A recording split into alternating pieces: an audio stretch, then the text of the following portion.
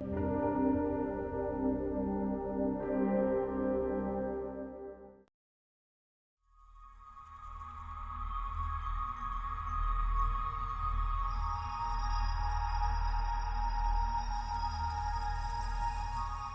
I started going out and photographing the desert, I discovered that it was a raw stage for looking at the state of the planet. Somehow everything, every cultural component of the world stood out in great relief in the desert. It was almost like a stage where things were illuminated out there. So in this vast desert, American desert, I would see things, civilization sort of colliding with the natural world. The cantos basically are a series, using the American desert as a way of looking at issues that face the larger world. It can be environmental issues, political, social, cultural issues. And so I photographed things like man-made floods and fires, space shuttle landings, nuclear test sites. Now I'm photographing the US-Mexico border, where I'm photographing passages where people come through and die from trying to get into this country in the deserts of the US. There's a series, one of the desert cantos is called The Pit. It's these mass graves of dead animals that I found in the Nevada desert. I probably made about 450 pictures with the 8x10 camera in these pits. And I went to great trouble to make beautiful pictures out of them. So formally, the pictures have to be really strong. They have to be composed right, the light's got to be right. It's all got to come together as a picture.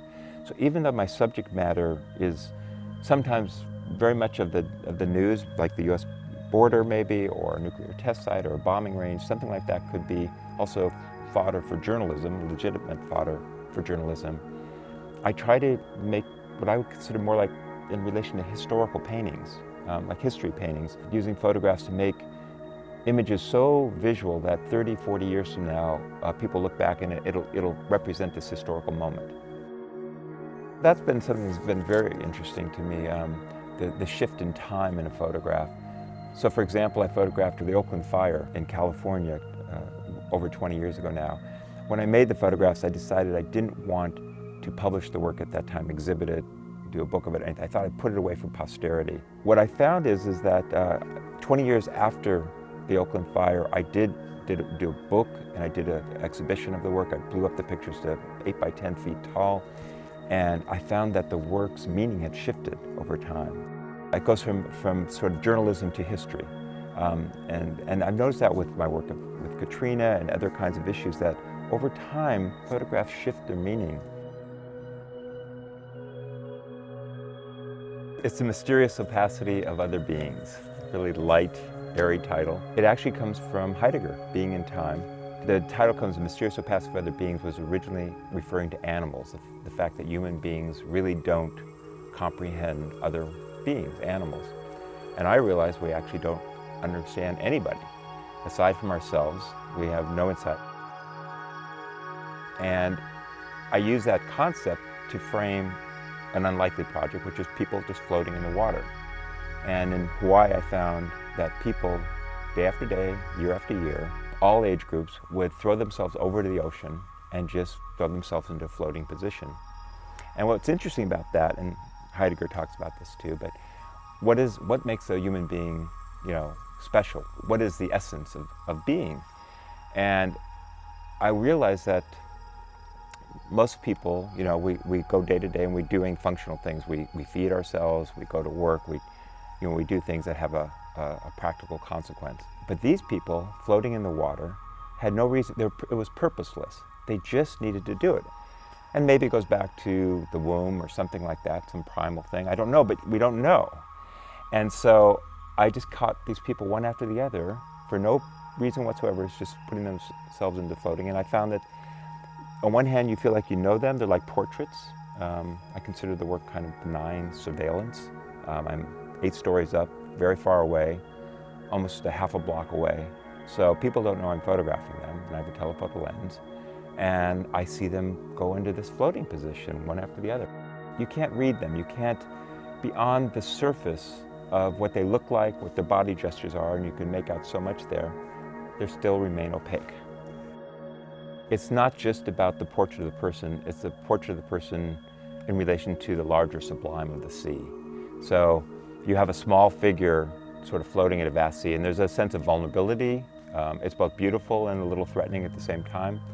And when I print the photographs for the gallery, they're very large. And so you can see the picture from far away, and then moving close and see the beautiful detail of the water. The water is different in every single photograph. This series is sort of an extension of an ongoing project called On the Beach.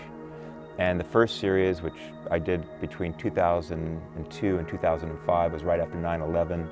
I began photographing the same spot with an 8x10 view camera, a really old school analog camera.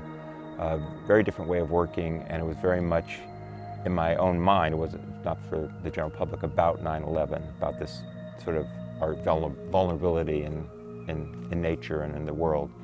And the more recent work, I'm working differently, I'm getting in closer, and it's much more, as I'm getting older and things are changing for me, I'm thinking more about more existential, more metaphysical notions about what it is to be alive and our relationship to nature and things like that. So it's been very interesting to use the same spot, you know, this place on the beach that I keep going back to and seeing the world differently. As I age, the work is kind of slowly shifting, and so the newer work is in dialogue with the older work.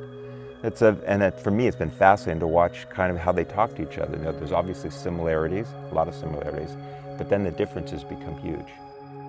One of my first big projects was Telegraph 3AM, which is a series of street portraits of people that were hippies living on the street in Berkeley in the early 70s. And when the book was done and the work came out, I felt uncomfortable. I felt like, I realized then, I was a ripe old age of 24 years old, and I realized then that I had a power over the people that I was photographing that they didn't realize. They were my subjects, and you know, it was theoretically equal, but it really wasn't. I controlled it. I got the final editing. I was able to manipulate their world to my needs, and I thought that power imbalance was always an issue for me, and I pretty much walked away from photographing people for many years until pretty much now. That said, some of my favorite photographs in the history of the medium are people like Walker Evans, his stolen photographs of subway portraits, Diane Arbus, whose work is very controversial at times. I think in some respects she's very much exploited people. On the other hand, she's captured a period of American culture that's phenomenal, that we wouldn't know about in any other medium, in any other way. And many contemporary photographers, Katie Grant and Jim Goldberg, people like that, I really admire their work. But I have trouble doing that myself. So I'm a contradiction.